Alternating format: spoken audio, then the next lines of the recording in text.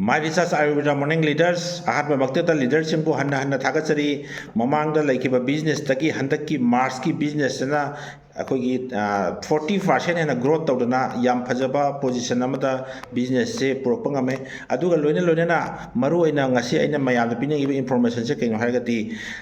तांग अहुमदे अखोगी payout से थोकीदोरबना payout से थोक्तिङागी मांगोइना अखोगी आधार पान हाइदि EKYC अपडेट तौबियो EKYC अपडेट तौद्रगदी गवर्नमेंट के नॉर्म्स मतुंगिना ngसागी अखोगी TDS से 20% डिडक्शन तौगनी पैन अखोगी EKYC अपडेट तौबीरगदी ओनली 2% खत्म ककनी ngसागी पेआउट से नक्सलबदेना लीडर सिंगना ngसागी टीम मेंबर सिंगदा कना कना की चिथनदब याउरिगे हाइदो अखोइना तानाबिरगा KYC अपडेट तौबियो KYC अपडेट तौनबगी प्रोसीजर बुदी हानसु खंग लेरे अदुबो आइना सबलबना हाइजरबदा अखोगी वेबसाइट www.myresearch.co.in दा चंगबिरगा इसागी ID पासवर्ड लॉगिन तौबिरनी लॉगिन तौर मतुंगदा ngसागी अखोगी होम दा चंगबिरगा ngसागी मागी प्रोफाइल ऑप्शन थेंगरनी हाइबा प्रोफाइल ऑप्शन सिगी मखादा सब सेक्शन होइना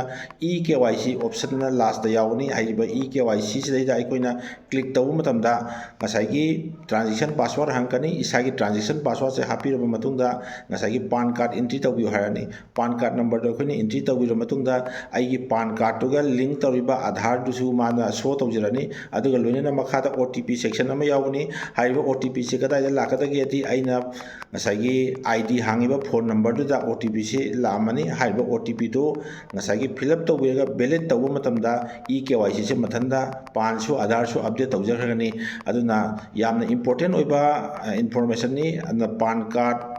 अपलोड तौब काउबिगनु अदंगसी नाथोखिबा तारगदी खुत्तगी पैसा से नाथोखिदोइनी अदुना मरम ओइगा टीम लीडर सिना इंश्योर तौबियो अदु करिगुंबा डाउट ओइरगसु आइगोंदा डायरेक्ट कांटेक्ट तौरगा अदुम ngसागी KYC अपडेट तौबदा आइसु अंगम मतेंग पांगे हाइबदी पैसा से लाइबा पैसा कखिबा इसी याम नुंगाइते मसिदगी ngakthoknabidamta आइखोइ ngasiga hayenga नुमित निनि सिदा KYC टोटली अपडेट तौबा तौनसी हाबिसि थमजरगा टेंशन जरी थैंक यू।